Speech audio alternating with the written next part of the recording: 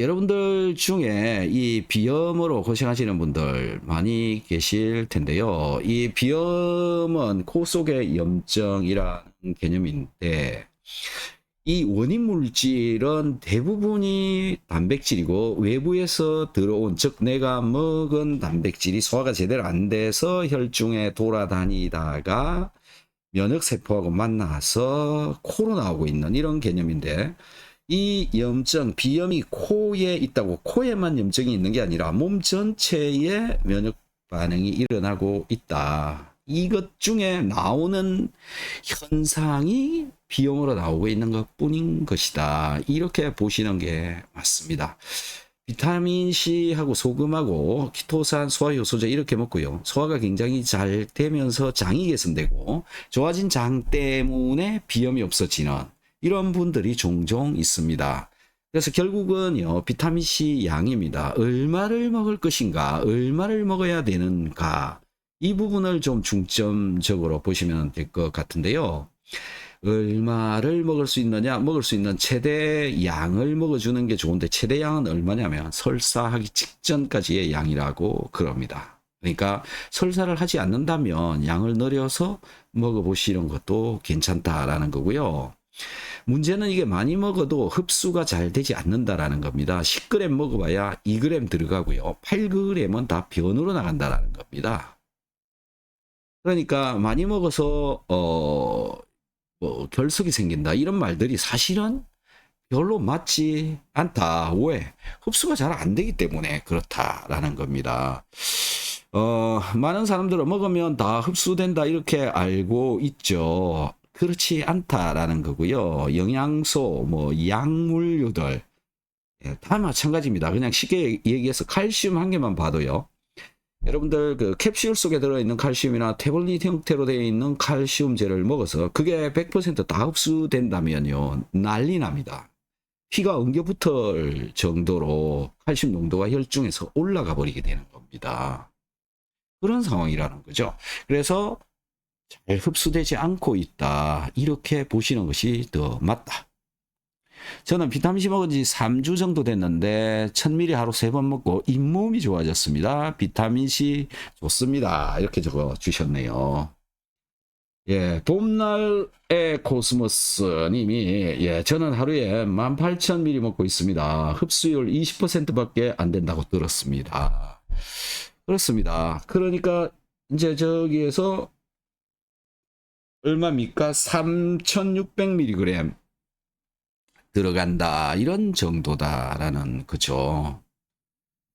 자, 박사님 항상 감사드립니다. 생명의 은인이십니다. 그 다음에 변비도 고쳐주시고 짱.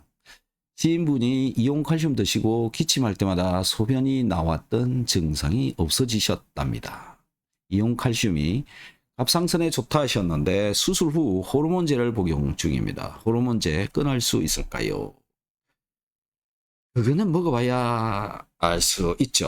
어떻게 될지는 잘 모르지만 비오유키소, 그 다음에 이온칼슘 이렇게 섭취를 해보시면 일단은 컨디션부터 변화가 일어난다. 컨디션이 변화가 일어나야 그 다음 무엇인가 할 수 있다라는 거죠. 우리 몸에서의 질병의 출발은 피로입니다. 피로라고 하는 게 뭡니까? 피로라고 하는 것은요, 산소가 몸에 부족하다, 이 얘기입니다. 그러니까 지금 나 너무 피곤해, 그러면 전부 몸속에 충분한 양의 산소가 들어가고 있지 않은 상태가 돼 있다라는 거죠. 노동을 많이 한다, 운동을 많이 한다, 스트레스를 많이 받는다, 산소 소모량이 많은 무엇인가를 한다, 그러면 피로가 오게 돼 있고요.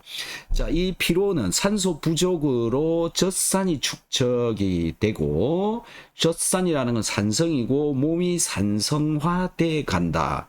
항산화의 반대쪽으로 가버리게 되는 겁니다. 이런 일들이 벌어지고 있다. 자, 항산화가 안 되고 있다, 이런 얘기가 되는 거잖아요. 산소 부족하다, 젖산이 쌓인다, 그 다음에 활성산소가 축적이 되고 있다.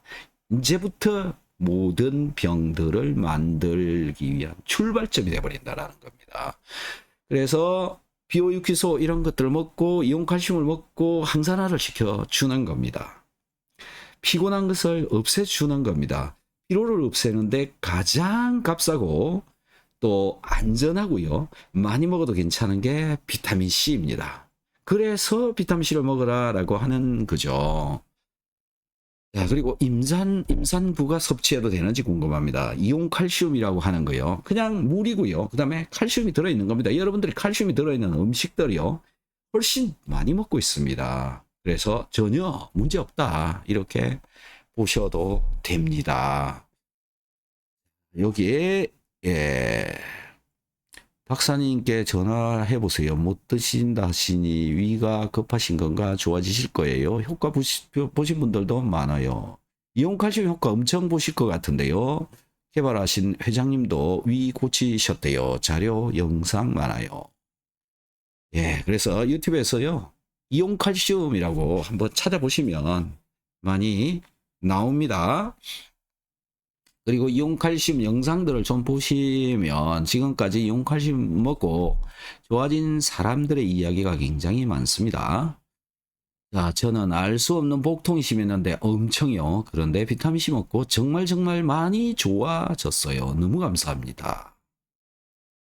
자, 이런 일들이요. 엄청 많이 일어나고 있다라는 겁니다. 예, 소금을 약간 짜다하게 물에 타서 수시로 마시고 있는데요. 제 몸에는 건선이라는 분이 30년 넘게 같이 살고 있는데 도저히 떠날 줄을 모르네요. 선생님 어떻게 해야 될까요? 답답해서 하소연해 봅니다. 제가 답변을 달았습니다. 이온 목욕기 사용하면 좋아집니다. 자, 이거 이온 목욕기라고 하는 거는 뭐냐? 인데요. 물 속에 미세한 기포를 만들어 넣습니다. 미세한 기포는 사이즈가 너무 작기 때문에 물에서 빨리 바깥으로 안 나오고 물 속에 오랫동안 존재합니다. 한 4분 정도 존재합니다. 그러니까 물에 기포가 많이 계속 들어있다 보니까 물이 기포 때문에 뿌옇게 보이는데요. 이 물에 들어있는 이 기포의 안쪽에 전자라고 하는 것이 들어있습니다. 마이너스 이온이라고 하는 거죠. 이게 들어있는데 목욕을 하려면 몸에 입고 있던 옷을 다 벗고 욕조에 들어가잖아요. 피부를 통해서 이 전자가 온 사방에서 몸속으로 들어가게 되는 겁니다. 그러니까 전기가 들어간다, 전기 충전이 된다, 이런 개념인데요. 이 충전이 되는 거 한 가지와 그 다음에 이걸로 인해서 항산화가 되고 산소 공급이 더 잘 되고 산소를 많이 쓰게 되고 해서 몸에서 산소가 부족해집니다. 목욕은 20분 정도 하는데 목욕을 하고 나오는 순간부터 맥박이 올라가기 시작합니다. 맥박이 최대 얼마나 올라가느냐 하면 130 정도까지 올라갑니다. 분당 맥박수죠. 그러니까 혈행은 굉장히 좋은 상태, 뭉쳐있는 적혈구도 다 풀어진 상태, 모세혈관도 적혈구 하나가 잘 지나가고 있는 상태가 되니까 나의 굶주렸던 세포들이 산소를 공급받아서 산소를 많이 사용하게 되고요. 산소가 부족해지니까 뇌가 센싱이 되어서 산소 부족한 걸 알게 된다. 그래서 야, 산소 부족하니 심장아 너 더 뛰어서 맥박을 올려서 피를 보내주세요. 이거거든요. 맥박이 올라간다는 이야기는요. 산소가 부족하다 이런 얘기가 되는 거고요. 자, 이렇게 되면요. 혈관은 따뜻한 목욕물에 들어갔으니까 확장이 되고 혈액순환은 잘 되는데 심장까지 강하게 뛰어버리게 되니까요. 100m 달리기 하면 끝에 가서 뛰는 맥박 수준이라고 보시면 돼요. 그런 현상을 느끼게 됩니다. 그 다음에요. 체온은 거의 41도까지 올라갑니다. 이런 일이 벌어져 버린다. 예. 그런데 이제 그게 긴 시간이 아니고 뭐 체온이 41도까지 올라가는 시간은 10분, 20분 뭐 이 정도라고 보시면 됩니다. 자, 이러는 동안 몸에서 여태까지 잘 되지 않았던 신진대사가 내 조직 장기 끝에서 다 일어난다. 말단, 말초에서 일어난다라는 겁니다. 자, 건선이라고 하는 이 피부는요, 이 끝 말초가 문제가 심각한 상태가 되어 있는 거죠. 신경도 약하다, 산소도 잘 안 간다, 영양 성분도 잘 안 간다, 세포 대사가 안 된다, 피부가 상처나면 낫지 않는다, 찢어진다, 계속 껍질은 벗겨진다, 또 이상한 피부 형태를 가지고 있다. 예, 다양한 문제가 일어나는 겁니다. 그래서 내 몸에 충전, 즉 전기를 넣어주고 순환을 시켜주고 세포 대사가 잘 되도록 해주면 피부가 원래의 모습으로 돌아온다라는 겁니다. 그래서 건선 사실 별로 어려운 게 아니고요. 건선 종류가 좋아진 케이스는요. 저희들 여기 사진이 많이 있으니까 한번 보시는 것도 도움이 많이 될 것 같습니다. 자, 또 다른 질문을 좀 보도록 하겠습니다.